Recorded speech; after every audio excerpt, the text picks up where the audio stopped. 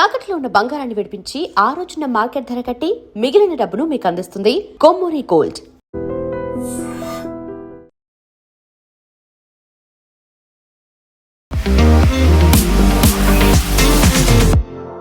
నమస్తే, నేను Kavitha. Welcome to I dream news and నిజాలు.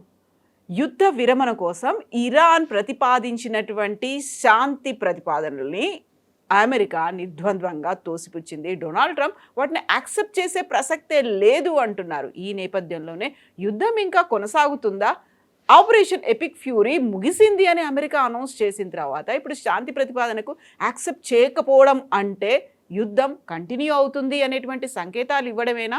దీన్ని దృష్టిలో పెట్టుకునే హైదరాబాద్లో ప్రధానమంత్రి నరేంద్ర మోదీ మన దగ్గర ఇంధనానికి సంబంధించి ఎంత పొదుపుగా వాడుకోవాల్సినటువంటి అవసరం ఉంది అనే మాట చెప్పారా?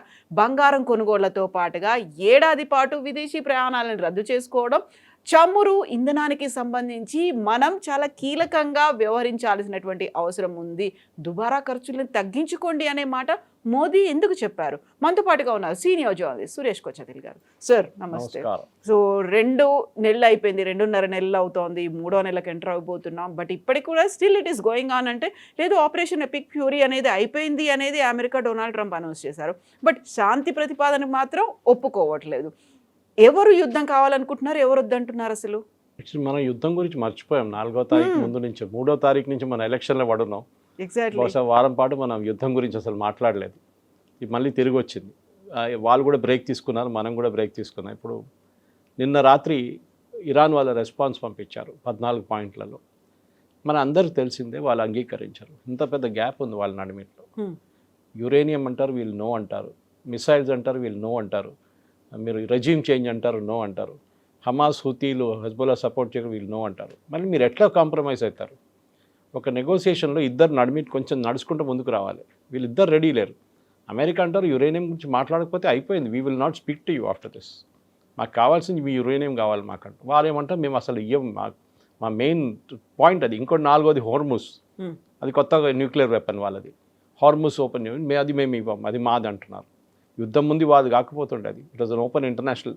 సో ఇప్పుడు ప్రెసిడెంట్ ట్రంప్కి ఒక మిడ్ పాయింట్లో వచ్చి ఆగిపోయారు ఆయన. ఒక నెల ముందు మీరు చెప్పొచ్చు, నెల కాకుండా నేను 5 వారాల ముందు it would have been a finish, fight to finish. America అప్పుడే ఫినిష్ చేస్తే అయిపోతుంది. ఈ పాకిస్తాన్ నడిమిట్లో వచ్చి కాంప్లికేట్ చేశారు అన్ని. పాకిస్తాన్ ఒక మీడియేటర్కి వచ్చి ఏమన్నారు, మేము కన్విన్స్ చేస్తాం ఇరాన్ని, మీరు కొంచెం సీజ్ ఫైర్ పెట్టండి, మేము కన్విన్స్ చేసి మీకు ఏం కావాలో ఇప్పిస్తామన్నారు. కాదు, పాకిస్తాన్ ఒక డబుల్ గేమ్ ఆడింది. బేసిక్లీ డబుల్ గేమ్ ఎట్లా అయిందంటే, వాళ్ళు సౌదీ అరేబియాకి వెళ్ళి అక్కడ 4,000 మంది వాళ్ళ సైనికులను అక్కడ పెట్టి ఒక 10 ఎయిర్క్రాఫ్ట్ అక్కడ పెట్టారు సౌదీ అరేబియా కోసం. సౌదీ అరేబియాని ఇరాక్ నుంచి వచ్చే మిసైల్స్ని అడ్డుకోవడానికి. ద సేమ్ టైం ఇరాన్ని ఎంకరేజ్ చేశారు యూఏఈ మీద దాడి చేయమని చెప్పేసి. ఎందుకంటే యూఏఈకి సౌదీకి పడదు. ఇప్పుడు మన ప్రధానమంత్రి యూఏఈకి వెళ్ళి మీకు సహాయం ఏం కావాలి చెప్పండి, మేము మీకు ఇస్తూ ఉంటున్నాం. సో ఒక ఫ్లాష్ పాయింట్ అక్కడే వచ్చేసింది. ఇది Saudi Arabia versus UAE. Already వాళ్ళు సొమాలీ ల్యాండ్లో ప్రాబ్లం ఉంది, యమన్లో ప్రాబ్లం ఉంది. మొన్న కూడా జరిగింది, వాళ్ళు ఒపెక్ నుంచి యూఏఈ బయటకు వచ్చిన తర్వాత సౌదీ అరేబియా దాని మీద చాలా పెద్ద ఏం చెప్తారు, ఒక కోపం వచ్చింది వాళ్ళకి, లిటరల్గా కోపం వచ్చింది, ఎందుకు వెళ్ళిపోయారు ఒపెక్ నుంచి అని. ఇప్పుడున్న పరిస్థితుల్లో ప్రెసిడెంట్ ట్రంప్కి ఆప్షన్స్ ఏంటి? ఇవాళ పొద్దున Israeli prime minister Benjamin Netanyahu 60 Minutes అని చెప్పి CBS ఒక ప్రోగ్రామ్ ఉంది అమెరికాలో, చాలా మంచిది, వెరీ ఎక్సలెంట్ ప్రొఫెషనల్ ఇంటర్వ్యూస్. దాంట్లో ఆఫ్టర్ యుద్ధం మొదలైన తర్వాత ఫస్ట్ టైం బెంజమిన్ నెతన్యాహు ఒక అమెరికన్ ఛానల్తో ఇంత డీటెయిల్గా ఇంటర్వ్యూ ఇచ్చారు. ఆ ఇంటర్వ్యూ మీరు చూడాల్సింది. ఆ ఇంటర్వ్యూలో చాలా మటుకు బెంజమిన్ నెతన్యాహును అడిగిన ప్రతి ప్రశ్నకి ఆయన ఆలోచించి జవాబిచ్చారు. సో ఆయన దగ్గర అడిగారు, మీరు యుద్ధానికి వెళ్ళారు కదా, అమెరికాని మీరు గుంజి తీసుకెళ్లారని చెప్పి ఆరోపణ ఉంది, బలవంతంగా లాక్కెళ్ళారు అని చెప్పారు. అట్లేం లేదే, మేము అమెరికా ముందు ఆప్షన్స్ పెట్టాం, ఇది ఉంది, వీళ్ళు ఇవాళ మీట్ అవుతున్నారు, దట్ ఈస్ శనివారం రోజు February 20th ఒక మీటింగ్ జరగబోతుంది తెహరాన్లో, చాలా పెద్ద ఇంపార్టెంట్ మీటింగ్. దాంట్లో ఏదో పెద్ద ఒక నిర్ణయం తీసుకోబోతున్నారు, ఒక ఆపర్చునిటీ, మేము వెళ్ళి కొట్టేస్తున్నాం, మీరు వస్తారా అని అడిగారు. ప్రెసిడెంట్ ట్రంప్కి naturally Israeli prime minister credit తీసుకుంటే మళ్ళీ నేనేం చేయాలి, నేను కూడా పాల్గొన్నాను చెప్పని చెప్పి ఆయన కూడా తోడొచ్చేసారు. వచ్చిన తర్వాత ఇజ్రాయెల్ మీకు తెలుసు జరిగిపోయింది, Israel was no longer active. వాళ్ళకి కావాల్సిన వాళ్ళు సాధించుకున్నారు. సుప్రీం లీడర్ని చంపారు, 40 కమాండర్ని తీసేశారు. వాళ్ళు అటువైపు వెళ్ళిపోయారు, లెబనాన్ వైపు. ఇక్కడ హెజ్బుల్లాతో వాళ్ళ గొడవ అక్కడ ఉంది. అమెరికా ఇక్కడ చిక్కు. అమెరికా బాంబింగ్ చేశారు, అమెరికా మీద బాంబింగ్ జరిగింది. అమెరికా ఇద్దరు పైలట్లు ఒక డెజర్ట్లో పోయారు, మళ్ళీ వాళ్ళని తీసుకురావాల్సి వచ్చింది. అరౌండ్ F-16 పోయినాయి, ఒక C-130 పోయింది, ఒక హార్నెట్ పోయింది, చాలా మటుకు ఎయిర్క్రాఫ్ట్ పోయింది. వాళ్ళు చాలా నష్టాలు కూడా జరిగింది వాళ్ళ బేసెస్ మీద. ఇప్పుడు బయటకు వస్తుంది అదంతా. దాని తర్వాత అమెరికాకి పాకిస్తాన్ వచ్చి మేము హెల్ప్ చేస్తాం. Asim Munir is my great friend అంటారు ట్రంప్. ట్రంప్కి ఏంటంటే ఈ యుద్ధం నుంచి ఎట్టైనా బయటికి రావాలి, ఎందుకంటే అప్పుడే స్ట్రెయిట్ ఆఫ్ హార్మోస్ బంద్ చేశారు ఇరాన్. దాని తర్వాత ఆయిల్ ప్రైసెస్ పెరిగింది, స్టాక్ మార్కెట్ పడిపోయింది. ఈ పరిస్థితుల్లోనే ప్రెసిడెంట్ ట్రంప్కి పాకిస్తాన్ మేము ఇరాన్ని తీసుకొచ్చి మీరు చెప్పిన దాన్ని కన్విన్స్ చేస్తామన్నారు. Iran convince car. ఒక 7th క్లాస్ అబ్బాయి దగ్గర చెప్తే కూడా చెప్తాడు, ఈ థియరీ చెప్తే no it will not happen అంటారు. ప్రెసిడెంట్ ట్రంప్కి ఇది అర్థం కాదా? ఆయన మళ్ళీ ఇప్పుడు ఎన్నిసార్లు, ఒకసారి అయితే ఫిజికల్ మీటింగ్ జరిగింది, వైస్ ప్రెసిడెంట్ వెళ్ళారు, జేడీ వ్యాన్స్ వెళ్ళారు, స్టీవ్ విట్కాఫ్, జారెడ్ కోష్నర్ వెళ్ళారు, ఏం కాలేదు. రెండోసారి మళ్ళీ 2 వారాల తర్వాత మనం వెళ్తామని చెప్పారు, లాస్ట్ మినిట్ ఎయిర్క్రాఫ్ట్లో వెళ్ళే ముందు దిగేశారు ఎయిర్క్రాఫ్ట్ నుంచి, ఎందుకంటే ఏం జరగదని వాళ్ళకి తెలుసు. Iran is playing a game, waiting game అంటాం ఇంగ్లీష్లో. మీరు ఎన్ని రోజులు మీరు స్ట్రెచ్ చేయొచ్చు, వాళ్ళు చూస్తూనే ఉన్నారు. అమెరికాకి ఇప్పుడు ఏ ఆప్షన్ లేదు. నిన్న కూడా ఇరాన్ UAE మీద దాడి చేశారు, బహ్రెయిన్ మీద దాడి చేశారు, ఖత్తర్ మీద దాడి చేశారు. నౌ ఇట్స్ ఏమంటారు, మేము చేయలేదు అంటున్నారు. ఇప్పుడు now they are denying it. అంటే ఎక్కడి నుంచి, ఆకాశం నుంచి వచ్చి పడ్డది ఆ మిసైల్స్ అన్నీ. ఎందుకు వాళ్ళ మీద ఎవరు పడేస్తారు మిసైల్స్? మాకు తెలియదు ఎవరు వేస్తున్నారు, ఇజ్రాయెల్ వాళ్ళు ఇస్తున్నామో అంటున్నారు వీళ్ళు. So this is the logic. ఇప్పుడు అమెరికా ఇప్పుడు ఆపరేషన్ ఎపిక్ ఫ్యూరీ అనేది వాళ్ళు మీకు తెలిసిందే, they have close that war. American Congress approval రాలేదు 60 రోజుల్లో. సో వార్ పవర్స్ యాక్ట్ కింద వాళ్ళు ఇంకా యుద్ధం ముందుకు తీసుకెళ్ళలేరు. సో మార్కో రూబియో కూడా అనౌన్స్ చేశారు, సెక్రటరీ ఆఫ్ స్టేట్, దట్ యుద్ధం అయిపోయింది. Now we're doing freedom, operation freedom. ఆ షిప్స్ని బయటికి తీసుకెళ్ళడం చేస్తున్నాం మేము. ఓకే, అది కూడా ఆగిపోయింది. 2 రోజుల తర్వాత మళ్ళీ దాన్ని కూడా ఆపేస్తున్నాం అని చెప్పి ప్రెసిడెంట్ ట్రంప్ మళ్ళీ పాకిస్తాన్ చెప్పారు మేము ఆపేస్తున్నాం. అది there was no reason to stop it. ఎందుకు ఆపారో ఎవరికి అర్థం కావట్లేదు. సో సౌదీ అరేబియా వాళ్ళ బేస్ మాకు ఇవ్వలేదని కొంచెం రూమర్స్ వచ్చింది. ప్రెసిడెంట్ ట్రంప్ నిరాకరించారు. తర్వాత సౌదీ అరేబియా అన్నారు, no we're allowing our base to be used, వాళ్ళ ఎయిర్క్రాఫ్ట్ ఏదైనా యూజ్ చేసుకోవచ్చు. ఇప్పుడు ఒక స్టేటస్ కోకి వచ్చేసారు. సో బెంజమిన్ నెతన్యాహు దగ్గర ఇది అడిగారు, మీ ఎండ్ ఆబ్జెక్టివ్ ఏంటి యుద్ధం నుంచి అంటే, ఒకటి ఆ రెజ్యూమ్ అక్కడ ఉండకూడదు, రెండోది వాళ్ళ చేతిలో ఉన్న యురేనియం మేము తీసుకుపోతాం. ఒకసారి రెజ్యూమ్ అక్కడ లేకపోతే హెజ్బుల్లా, హమాస్, హూతీలు మేము చూసుకుంటాం. ఓకే, వాళ్ళకి వచ్చిన సాయుధాలు, వాళ్ళకి వచ్చిన డబ్బులు అన్నీ ఆగిపోతుంది. రెండోది యురేనియం తీసుకెళ్ళిపోతే మాకు న్యూక్లియర్ థ్రెట్ ఉండదు, వీఆర్ హ్యాపీ. దీని తర్వాత మేము we can leave for hour cells అని చెప్పి. ఇది ప్రెసిడెంట్ ట్రంప్కి అర్థం కావట్లేదు. ఎందుకంటే ఆయన ఇప్పుడు ప్రాబ్లం ఏంటి, ఆయన ఇప్పుడు బాంబ్ చేయాలంటే బాంబ్ చేయలేరు, ఈ కెనాట్ డూ ద బాంబింగ్. అందుకే ఎపిక్ ఫ్యూరీ ఆగిపోయింది. సో ఇవాళ పొద్దున కూడా అడిగారు, మీరు ఏం చేయబోతున్నారంటే, you watch, I let you know అన్నారు. సో బహుశా ఏం జరగబోతుందంటే, ఇజ్రాయెల్ బాంబ్ వేస్తారు ఇరాన్ మీద, స్పెసిఫిక్ టార్గెట్స్. వాళ్ళ దాంట్లో 11 ఐడెంటిఫైడ్ టార్గెట్స్ లాస్ట్ టైం కొట్టలేదు. దాంట్లో this foreign minister, president and speaker of parliament ఉన్నారు. ఎందుకంటే నెగోషియేట్ చేయడానికి ఎవరైనా ఉండాలి కదా అని చెప్పి ఆపేశారు అమెరికా. బహుశా ఈ టార్గెట్ ఇప్పుడు ఈసారి కొడతారు వాళ్ళు. కొట్టిన తర్వాత they will only go for extended టార్గెట్స్కి వెళ్తారు. ఇంకా వాళ్ళ మళ్ళీ పవర్ ప్లాంట్స్ కానివ్వండి, మిగతా దాన్ని కొట్టేస్తారు. ఇరాన్ ఏం చేస్తారంటే ఇమ్మీడియట్గా అమెరికన్ అసెట్స్ మీద కొడతారు వాళ్ళు. అంటే దుబాయ్, UAEలో ఉన్న assets, Qatar, Bahrain, Kuwait, Oman, Saudi Arabia, ఇక్కడ ఉన్న అసెట్స్ మీద ఇరాన్ మిసైల్స్ కొడతారు. ఆల్రెడీ వాళ్ళు మొదలు పెట్టారు. ఇవాళ పొద్దున వార్నింగ్ కూడా ఇచ్చారు, మా మీద దాడి జరిగితే మేము అమెరికన్ అసెట్స్ ఎక్కడ ఉందో అక్కడ కొడతాం మేము, అరబ్ కంట్రీస్లో, గల్ఫ్ కంట్రీస్లో, అన్ని ఆ చుట్టుపక్కల ఉన్న దేశాల్లో. మూమెంట్ దాట్ హ్యాపెన్స్, అమెరికాకు ఒక ఎక్స్క్యూజ్ వచ్చేస్తుంది. వాళ్ళ చట్ట ప్రకారం వాళ్ళ అసెట్స్ మీద, అంటే వాళ్ళ ఎయిర్క్రాఫ్ట్ ఉండొచ్చు, వాళ్ళ ల్యాండ్ బేస్ ఫోర్సెస్ ఉండొచ్చు, వాళ్ళ బేస్లు ఉండొచ్చు, దేని మీదైనా ఎవరైనా దాడి చేస్తే అమెరికా కెన్ హిట్ బ్యాక్. అప్పుడు యుద్ధం కాదు, అది సెల్ఫ్ ప్రొటెక్షన్ కోసం చేస్తున్నాం. అమెరికా ఒక ఎక్స్క్యూజ్గా వాడుకుంటారు. ఫస్ట్ ఇజ్రాయెల్ని పంపిస్తారు, వాళ్ళు బాంబ్ చేసిన తర్వాత వీళ్ళు రిటర్న్ బాంబ్ చేసిన అమెరికా చేస్తారు మళ్ళీ. దాంతో బహుశా it will be the end of the war. యుద్ధం చాలామందికి ప్రాబ్లం క్రియేట్ చేస్తుంది, ఈవెన్ మన దేశానికి కూడా ప్రాబ్లం క్రియేట్ చేస్తుంది. ఇప్పుడు ఫస్ట్ కొన్ని వారాలు మనం అడుగున్నాం బాగానే, కానీ now it's stretching on us also. ప్రతి దేశం, మీరు మిడిల్ ఈస్ట్ నుంచి మీరు సౌత్ ఈస్ట్ ఏషియాకి వెళ్ళండి, జర్మనీ చూసుకోండి, ఫ్రాన్స్ చూడండి, ఆస్ట్రేలియా, న్యూజిలాండ్, అన్ని దేశాల్లో it is reached a point. వాళ్ళకి ఫ్యూయల్ లేదు, వాళ్ళ ఇన్ఫ్లేషన్ పెరిగింది, అట్ ద బంక్లో వాళ్ళ ఆయిల్ ప్రైసెస్ డబుల్ అయిపోయింది. మన దగ్గర ఒక పైసా కూడా పెంచలేదు ఇక్కడ ఎన్ని రోజులు.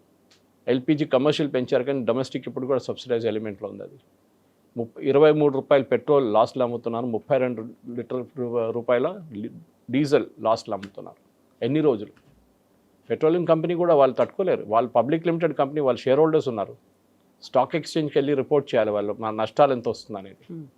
సరే గవర్నమెంట్ కొంచెం మటుకు అడుగున్నారు, వాళ్ళ కస్టమ్స్ డ్యూటీ తగ్గించాలంటే చేశారు బాగానే. కానీ ఎన్ని రోజులు? ఈ యుద్ధం ఎప్పుడు ఆగుతుంది మనకి ఎవరికి తెలియట్లేదు. అండ్ ప్రెసిడెంట్ ట్రంప్కి ఏమో మిడ్ టర్మ్ పోల్స్ వస్తుంది, ఆయనకి అది టెన్షన్ ఉంది. సో నెక్స్ట్ ఆర్ యా పార్ అంటారు హిందీలో, అది బహుశా నెక్స్ట్ ఈ వారంలో నెక్స్ట్ వీక్లో తెలిసిపోతుంది. సో తేల్చుకోవడానికి అయితే సిద్ధపడ్డాయి, బట్ ఆ ఇంపాక్ట్ అనేది ప్రపంచ దేశాల మీద పడింది. మన దాకా రాలేదు, ఇప్పటిదాకా మనం ధరల్ని పెంచలేదు, కాకపోతే మనం కంట్రోల్డ్గా ఉండాల్సినటువంటి అవసరం ఉంది. వర్క్ ఫ్రమ్ హోమ్ని ఆప్షన్ని మీరు ఆప్ట్ చేసుకోండి, ఆర్ఎల్స్ పబ్లిక్ ట్రాన్స్పోర్ట్ని యూజ్ చేసుకోండి, కార్ పూలింగ్ని చేసుకోండి, అనవసరమైనటువంటి ఖర్చులు పెట్టకండి, 1 year పాటు బంగారాన్ని కొనకండి.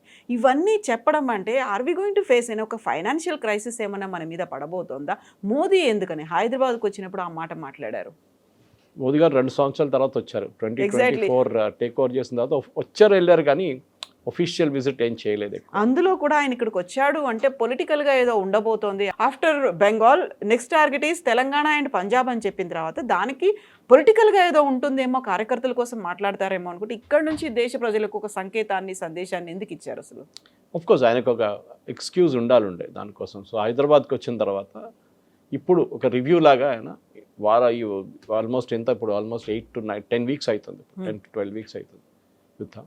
ఫిబ్రవరి 28 తారీఖు మొదలైంది. So March, April and we're in May 10th. So technically ఒక 70 రోజులు అని చెప్పొచ్చు.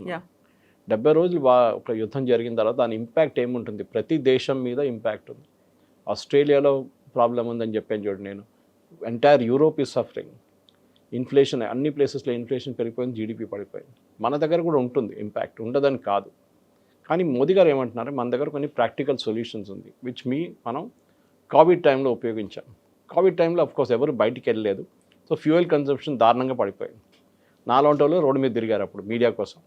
ఓకే, ఇంటర్వ్యూలు చేసుకుంటా ఎక్కడెక్కడ పోలీసు వాళ్ళతో వీళ్ళతో మెడికల్ ప్రొఫెషనల్తో ఫుడ్ డిస్ట్రిబ్యూట్ చేసిన వాళ్ళతో. కానీ మిగతా వాళ్ళు అందరూ ఇంట్లో ఉన్నారు. సో వర్క్ ఫ్రమ్ హోమ్ మొదలు పెడదాం వేర్ ఎవర్ పాసిబుల్. స్కూల్ అయితే ఎట్లయినా క్లోజ్ ఉంది, అట్లీస్ట్ జూన్ 1st week దాకా క్లోజ్ ఉంటుంది. కావాలంటే ఒక 2 వారాలు ఎక్స్టెండ్ చేసుకోవచ్చు, పెద్ద ప్రాబ్లం ఏం లేదు దాంట్లో.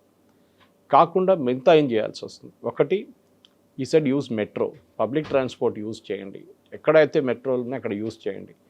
ఇంకోటి ఆయన అన్నారు cooking oil consumption, which is very interesting. Cooking oil consumption దీనికంటే ముందు కూడా చెప్పారు ఆయన ఈ మాట.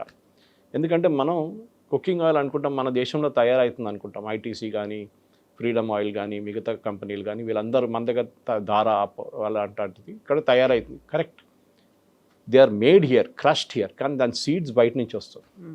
ఫర్ ఎగ్జాంపుల్ సన్ఫ్లవర్ సీడ్స్ కూడా మన దగ్గర ప్రొడక్షన్ చాలా తక్కువ, మనం యూక్రెయిన్ నుంచి తెచ్చుకుంటాం. మనం దానికోసం యూక్రెయిన్ యుద్ధం మొదలైనప్పుడు సడన్గా సన్ఫ్లవర్ ఆయిల్ రేట్స్ 220 రూపాయలకి వెళ్ళింది.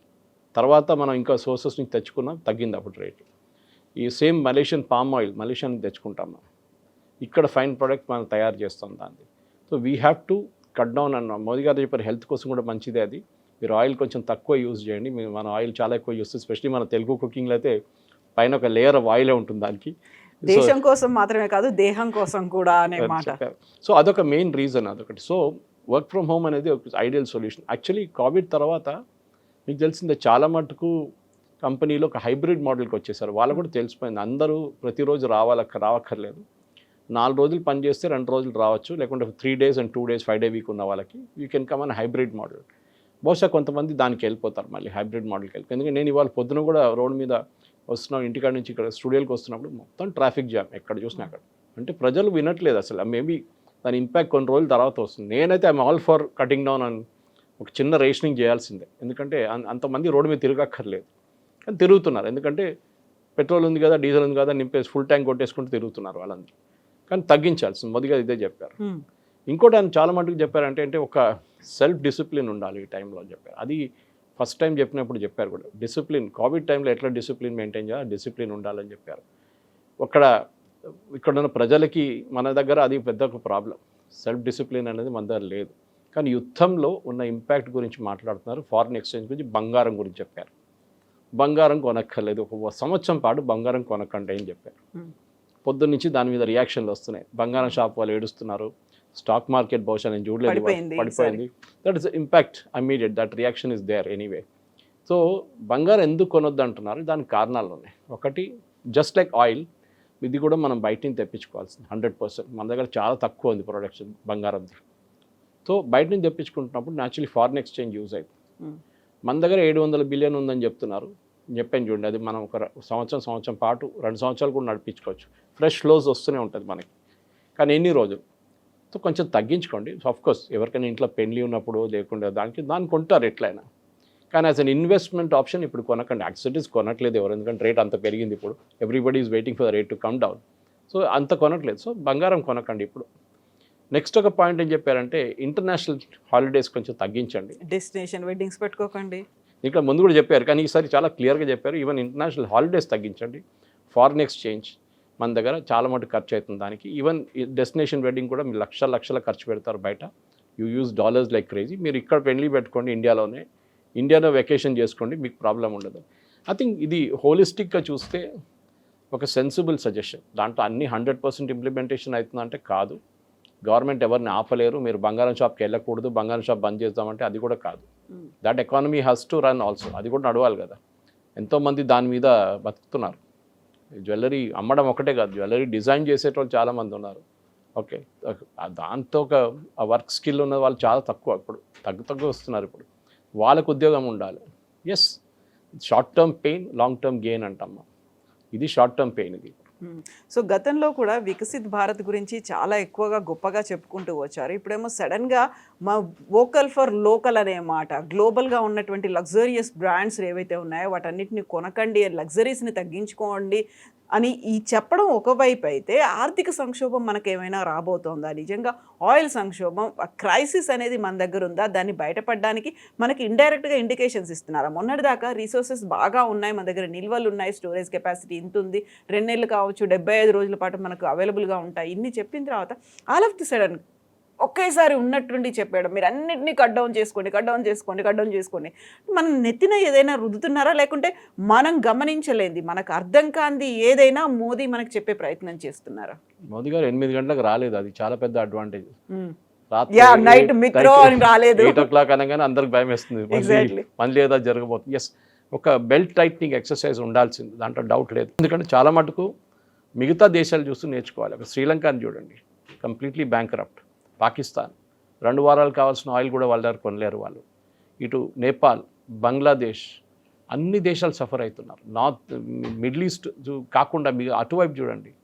You look at south east Asia, Indonesia, Malaysia, అన్ని దేశాలు, ఎవ్రీబడీ ఈజ్ సఫరింగ్. ఎందుకంటే అందరికీ ఇదే ప్రాబ్లమ్స్. మనకున్న ప్రాబ్లం వాళ్ళకు కూడా ఉందన్నమాట. కానీ మనం because we are 5th or 6th largest, ఇప్పుడు 4 కాదు, ఇప్పుడు 5కి వెళ్ళిపోయాం మనం. కానీ population wise we're the 2nd largest importer of crude. China తర్వాత మనమే ఉంటాం. సో మనం న్యాచురల్లీ మనకు కొంచెం బెల్ట్ టైట్నింగ్ చేసుకోవాలి. మోదీ గారు ఎలక్ట్రిక్ కార్స్ గురించి మాట్లాడారు, చాలా ఇంపార్టెంట్. ఇది ఒక ఐడియల్ ఆపర్చునిటీ. ప్రతి క్రైసిస్ ఒక ఆపర్చునిటీ క్రియేట్ చేస్తుంది. డిమానిటైజేషన్ రాగానే డిజిటల్ పేమెంట్స్ వచ్చింది, అందరు నవ్వారు ఆ టైంలో. ఏంటి డిజిటల్ పేమెంట్స్? చిదంబరం గారు చెప్పారా, కూరగాయలు అమ్ముతున్న ఆమెకి ఏం తెలుసు డిజిటల్ పేమెంట్, ఆమెకి ఏముంటుంది బ్యాంక్ అకౌంట్, ఎక్కడ ఇంటర్నెట్ అన్నారు. ఇప్పుడు ఏం జరుగుతుంది? ఎవరు కూడా పర్సనల్ డబ్బులు పెట్టుకుంటూ తిరగట్లేదు, చాలా తక్కువ. Everybody's on digital mode. అది ఒక క్రైసిస్ క్రియేట్ చేసింది ఆ టైంలో. నోట్లు లేవు మార్కెట్లో, నోట్లు తగ్గిపోయింది, ఏటీఎంలో నోట్స్ లేవు. అప్పుడు డిజిటల్ పేమెంట్స్ ఇంట్రడ్యూస్ చేస్తారు. దానికన్నా ముందు కూడా ఉండే అనుకోండి, కానీ దాన్ని ఒక ప్రెస్సింగ్ నీడ్ వచ్చింది అప్పుడు. ఇప్పుడు ఎథనాల్ గురించి మాట్లాడతామా? గడ్కరీ గారు ఫస్ట్ టైం ఎథనాల్ 10% ఇంక్రీజ్ చేసినప్పుడు పెద్ద గొడవ జరిగింది. కొన్ని కార్ కంపెనీలు అన్నారు ఎఫిషియన్సీ తగ్గిపోయింది, కొంతమంది రివ్యూవర్స్ అన్నారు చాలా మటుకు ఇంజిన్ డ్యామేజ్ జరుగుతుంది. అసలు ఏం జరగలేదు. ఛాలెంజ్ చేశారు గవర్నమెంట్, తీసుకురండి మనం ప్రూఫ్ చూపించండి అని చెప్పి. బేసిక్లీ ఏం జరిగిందంటే, గల్ఫ్లో ఉన్న ఆయిల్ కంపెనీస్ ఒక క్యాంపెయిన్ నడిపించారు. మనకు తెలిసింది ఆపెక్ అని చెప్పి, మనం చూసాము. ఇప్పుడు ఆపెక్ దగ్గర పిఆర్ ఆమ్ ఉంది, వాళ్ళు చాలా డబ్బులు ఖర్చు పెడతారు. Just like world gold council అని ఒకటి ఉంది. ఈ బంగారం అమ్మే దేశాలు అంటే సౌత్ ఆఫ్రికా లాంటి దేశాలు, దాని దుబాయ్ లాంటి ట్రేడింగ్ ఉన్న దేశాల్లో ఒక పెద్ద లాబీ ఇది వరల్డ్ గోల్డ్ కౌన్సిల్. వాళ్ళే మన ధన్తేరాస్ తయారు చేశారు. ధన్తేరాస్లో బంగారం కొనడం కాన్సెప్ట్ వాళ్ళ దగ్గర నుంచి మొదలైంది. సెంటిమెంట్ లాగా చూపించిందాన్ని. World gold council president, India ప్రెసిడెంట్ని నేను కలిసాను ఒకసారి, ఇప్పుడు కాదు, నేను టైమ్స్ ఆఫ్ ఇండియాలో పనిచేసిన టైంలో. ఆయన ఓపెన్గా చెప్పారు నాకు ఆఫ్ ద రికార్డ్, సురేష్ గారు ఇది ఒక marketing strategy Dhanteras. I'm just taking it off the main discussion కాదు, కానీ బంగారం గురించి మాట్లాడడం ఇది రావాలి. ఇది మా స్ట్రాటజీ. మా స్టేల్ ఫ్లాట్ అయిపోతుంది మా సేల్స్ అంతా. పెంచుకోవడానికి మేము ఒక దంతేరాస్లో బంగారం కొనాలని చెప్పి ఒక కాన్సెప్ట్ తీసుకొచ్చి అది క్లిక్ అయింది. క్యాంపెయిన్ నడిపించాం, కోట్లు ఖర్చు పెట్టాం మేమని. ఎనీవే నేను ఓపెక్ గురించి ఇక్కడికి వస్తున్నాను, ఎందుకంటే ఓపెక్ వాళ్ళు క్యాంపెయిన్ నడిపించారు. దాని తర్వాత గడ్కరీ గారు దాన్ని 20% చేశారు ఎథనాల్ని, ఎస్పెషల్లీ న్యూ కార్స్లో అది యూజ్ చేసుకోవచ్చు. పెద్ద గొడవ దాని కూడా. మళ్ళీ ఇప్పుడు ఆయన 100% అంటున్నారు. అప్పుడు ఆలోచించండి, ఇండియన్ రైల్వేస్ వాళ్ళ కంప్లీట్ డీజిల్ లోకోమోటివ్స్ని ఎలక్ట్రిక్ చేసినప్పుడు ఎంత పెద్ద గొడవ జరిగింది ఆ టైంలో. ఇండియాలో అది లేదు, ఇండియాలో ఎలక్ట్రిసిటీ లేదు, ట్రైన్ నడిమిట్లు ఆగిపోతుంది, అది ఇదని చెప్పి పెద్ద ఏమైనా జరిగిందంటే ఏం జరగలేదు. Everything got converted to electric. మీరు బిలీవ్ చేయరు, ఇక్కడ కొంత యూనివర్సిటీస్ ఉన్నారు మన హైదరాబాద్లోనే, వాళ్ళ మెయిన్ కిచెన్స్ హాస్టల్ కానీ మిగతా దానికి మొత్తం ఎలక్ట్రిక్ చేసుకున్నారు లాస్ట్ 1 monthలో. ఎట్లా చేశారు? ఇంగ్లీష్లో అంటారు necessity the mother of invention అని. ఎగ్జాక్ట్లీ. ఓకే, మీకు క్రైసిస్ వచ్చినప్పుడు అప్పుడు మీరు ఆలోచిస్తారా ఇది ముందెందుకు ఆలోచించలేదు ఇది. దాన్ని సోలార్ కనెక్ట్ చేస్తున్నారు ఇప్పుడు. సో ప్రతి దానికి ఒక ఆపర్చునిటీ. సో మోదీ గారు అదే చెప్పారు, యూస్ ఎలక్ట్రిక్ వెహికల్స్. మనం చూస్తున్నాం సెంట్రల్ గవర్నమెంట్ ఇచ్చే ఫండ్స్తోని కొంటున్న బస్సులు కూడా చూస్తున్నాం సిటీలో. ప్రతి సిటీలో వాళ్ళు ఇస్తారు 600-500 బస్సులు ఇస్తారు, అన్నీ ఎలక్ట్రిక్ ఇస్తారు. ఇప్పుడు they are not giving non electric vehicles. Diesel buses ఇవ్వట్లేదు, అసలు ఫండింగ్ ఇవ్వట్లేదు. ఇది కూడా ఒక ideal opportunity. Let us use it no, there ఏం ప్రాబ్లం లేదు. కానీ మన దగ్గర ఒక రిలక్టెన్స్ ఉంటుంది. మన దేశం ఎందుకు ప్రాబ్లం ఏముంది, పెట్రోల్ ఫుల్ ట్యాంక్ కొట్టించుకుంటే ఏమవుతుంది. మన ఒక బెల్ట్ టైట్నింగ్ ఇట్లాంటి క్రైసిస్ వచ్చినప్పుడే మన దేశంలో ఒక డిసిప్లిన్ మెయింటైన్ చేసుకున్నాను. కోవిడ్ టైంలో యాక్చువల్లీ చాలా టఫ్గా గవర్నమెంట్ చేయాల్సి వచ్చింది. నాకు గుర్తుంది, నేను బయట తిరుగుతున్నప్పుడు చాలామందిని పోలీసు వాళ్ళు డిటైన్ చేశారు. ఒకరిని అక్కడ మిలిటరీ డైరీ ఫామ్ రోడ్ దగ్గర చూశాను, వాడిని పట్టుకున్నారు పోలీసు వాడు. సో మేము కూడా ఇంటర్వ్యూ చేస్తున్నాం అక్కడ. ఆ టైంలో మా కెమెరామెన్ మైక్ తీసుకెళ్ళి ఇచ్చాడు ఆయనకి పట్టుకోని చెప్పి. వాడు దగ్గర అడిగాం, నువ్వు ఎందుకు రోడ్డు మీదకి వచ్చానంటే ఎంతమంది తిరుగుతున్నారు రోడ్డు మీద చూడడానికి నేను వచ్చానంట. ఆలోచించండి, అట్లాంటి ఒక యాటిట్యూడ్ మన దగ్గర ఉంది. మెట్రోలో వెళ్ళమంటే అంటాడు, నా ఇంటి పక్క నుంచి వెళ్ళాలి మెట్రో, నా ఇంటి ముందు నుంచి వెళ్ళాలి, నేను ఎక్కడ దిగాలి అక్కడ మా కంపెనీ ముందు మెట్రో స్టేషన్ ఉండాలంట. అది కాదు. You learn from people of Mumbai. వాళ్ళు ఎంత కష్టపడి ఆ ట్రైన్లో వెళ్తారు. ఫస్ట్ వాళ్ళు 1 కిలోమీటర్ నడుచుకుంటూ వెళ్తారు, బస్సు తీసుకుంటారు, మళ్ళీ స్టేషన్ దిగుతారు, మళ్ళీ ఆ ట్రైన్ తీసుకుంటారు, మళ్ళీ వాళ్ళ ఆఫీస్కి బస్సు తీసుకుంటారు. They are like that. ఇప్పుడు ఆఫ్ కోర్స్ ఊబర్ వచ్చింది అనుకోండి, కానీ ఆ టైంలో బస్సులే ఉండే, BEST బస్సెస్. ఆ డిస్ట్రిక్ట్ మనకు ఆ ప్రాబ్లం ఇది లేదు. MMTS యూసేజ్ చూడండి చాలా తక్కువ, 40,000 మంది యూజ్ చేస్తున్నారు. అది మినిమం 1 లక్ష 2 లక్షలకు తీసుకురావాల్సి వస్తుంది. ఈ మెట్రో 4 లక్షలు నడుస్తుంది, it can easily go to 6 lakhs. కానీ మన వాళ్ళు కొంచెం డైరెక్ట్ హైదరాబాద్కి నడవడం అనేది ఒక మన కల్చర్లో లేదు. అది we want everything in front of us అనమాట. సో ఒక మోదీ గారు చెప్పిన దానికి డిసిప్లిన్ అంటున్నారు. కోవిడ్ని ఎగ్జాంపుల్గా కోట్ చేశారు. So definitely foreign exchange save చేయాల్సిందే. మన dependence on petrol and diesel తగ్గించాలి. పైప్ న్యాచురల్ గ్యాస్ చూడండి, ఇది ఇప్పుడు రాబోయే అన్నిటికంటే పెద్ద రెవల్యూషన్. ఇది మనం ఊహించలేము, అంత పెద్ద రెవల్యూషన్ రాబోతుంది. All kitchens of commercial kitchens, ఇప్పుడు నేను ఎలక్ట్రిక్ చెప్పాను చూడండి, అట్లానే ప్రతి కమర్షియల్ కిచెన్కి రెస్టారెంట్ కానివ్వండి, ఇండస్ట్రియల్ క్యాంటీన్స్ కానివ్వండి, కాలేజ్ స్కూల్ క్యాంటీన్స్ కానివ్వండి, ఏదైనా రోడ్ సైడ్ డాబాలు కానివ్వండి, అందరు PNGకి రావాల్సిందే. ఒక్కోది రోడ్ సైడ్ డాబాలు కొన్ని ప్రాబ్లం ఉంటుంది డిస్టెన్స్ వైజ్, కానీ సిటీ లోపల you can easily do PNG. అది నెక్స్ట్ బిగ్ రెవల్యూషన్. అది వచ్చేస్తే మనకు సేవింగ్ చాలా మటుకు వస్తుంది. బట్ ఇక్కడ సప్లై చైన్ డిస్రప్ట్ అయింది కరోనా టైం నుంచి అని చెప్పిన తర్వాత ఇప్పుడు హర్ముజ్ క్లోజ్ చేస్తే అన్ని దేశాల మీద ఇంపాక్ట్ పడింది అనే దాంతో పాటుగా అక్కడ నుంచి ఆయిల్ అండ్ న్యాచురల్ గ్యాసెస్ రావట్లేదు, అక్కడ నుంచి ఫర్టిలైజర్స్ కూడా రావట్లేదు. బట్ మన రైతులకు ఆయన ఒక సందేశాన్ని ఇచ్చాడు, ఫర్టిలైజర్స్ని తగ్గించుకోండి, ఆర్గానిక్ వైపు వెళ్ళండి. అంటే ఫర్టిలైజర్ క్రైసిస్ కూడా ఉందనా, లేకుంటే ఉన్నటువంటి న్యాచురల్గా ఉన్నదాన్ని యూస్ చేసుకోమనా? 2 క్రైసిస్ ఉన్నాయి ఫెర్టిలైజర్లో. ఒకటి nitrogen. Nitrogen is a by product of crude oil. ఈ క్రూడ్ ఆయిల్ అంటే మనం ఫస్ట్ డీజిల్ పెట్రోల్ అనుకుంటాం, దాని తర్వాత LPG అనుకుంటాం. క్రూడ్ ఆయిల్లో చాలా మటుకు బై ప్రోడక్ట్స్ ఉన్నాయి. ఒక్కొక్క ప్రాసెస్లో డిస్టిల్ చేస్తూ వస్తున్నప్పుడు ఒక్కొక్క ప్రోడక్ట్ వస్తుంది. ఒక డిస్టిలింగ్ ప్రాసెస్లో పెట్రోల్ వస్తుంది, దాని తర్వాత డీజిల్ వస్తుంది, కెరసిన్ వస్తుంది, ఎయిర్ టర్బైన్ ఫ్యూయల్ వస్తుంది. చాలా మటుకు డిఫరెంట్ ఫ్యూయల్స్ ఉన్నాయి, compress natural gas and LPG. దాని తర్వాత మీథేన్, నైట్రోజన్, ప్రొపేన్, ఇట్లాంటి గ్యాసెస్ వస్తుంది. సో మనం అదని మర్చిపోతాం. We're only looking at the top bracket. మీకు MRI మిషన్స్ నడిపించాలంటే చాలా మటుకు మన దగ్గర ఆగిపోయి ఉండే MRI మిషన్, ఎందుకంటే దాని మ్యాగ్నెట్స్ ఉంటుంది చూడండి చుట్టూ, ఇట్ గెట్స్ హీటెడ్ అప్, చాలా హీట్ అయిపోతుంది అది యూజ్ చేసేటప్పుడు. దాన్ని కూల్ చేయడానికి మీథేన్ యూజ్ చేస్తారు. అది లేకుండే చాలా రోజు ఆగిపోయింది సప్లై, ఖతార్ వైపు నుంచి వస్తుండే అది, ఇట్ స్టాప్ టోటలీ. ఇప్పుడు మళ్ళీ రిటర్న్ ఇంకొక సోర్స్ నుంచి తెప్పించుకుంటున్నాం మనం. కానీ ఆలోచించండి, మనం అనుకుంటాం బాటిల్స్ లేవు ఇప్పుడు. ఇప్పుడు బియర్ కంపెనీ వాళ్ళు అడుగుతున్నారు మా దగ్గర బాటిల్ ఏం చేయమంటారని, ప్లాస్టిక్లో అమ్మొచ్చా అని అడుగుతున్నారు. ప్లాస్టిక్ బాటిల్ కూడా మెటీరియల్ లేదు. Every part is associated with petroleum. దాని బై ప్రొడక్ట్స్ చాలా ఉంటుంది. సో ప్రతి దానికి ఇప్పుడు చూడండి రేట్లు పెరుగుతుంది. దాన్ని మళ్ళీ ఎవరు బ్లేమ్ చేస్తారు? మీరు మోదీ గారిని బ్లేమ్ చేస్తారు, ఎవరు బ్లేమ్ చేస్తారు? Because middle east war is impacting everybody. ఈ యుద్ధం అనేది మన ప్రెసిడెంట్ ట్రంప్కి ప్రాబ్లం లేదు. అమెరికా వాళ్ళ ఫ్యూయల్ వాళ్ళు ప్రొడ్యూస్ చేసుకుంటాం, మనకి ప్రాబ్లం ఉంది. కానీ అక్కడ కూడా రేట్ పెరిగింది. అట్ ద బంక్ వాళ్ళకి $2 నుంచి $4కి వెళ్ళిపోయింది పర్ గ్యాలన్. ఇప్పుడు వాళ్ళు కూడా కోపం ఉంది అక్కడ అమెరికాలో కూడా చాలా మటుకు ప్రజలకి. మన దగ్గర గవర్నమెంట్ మనకి కుషన్ చేసుకున్నారు ఇప్పుడు దాకా, ఎక్సెప్ట్ ఫర్ కమర్షియల్ ఎల్పిజి.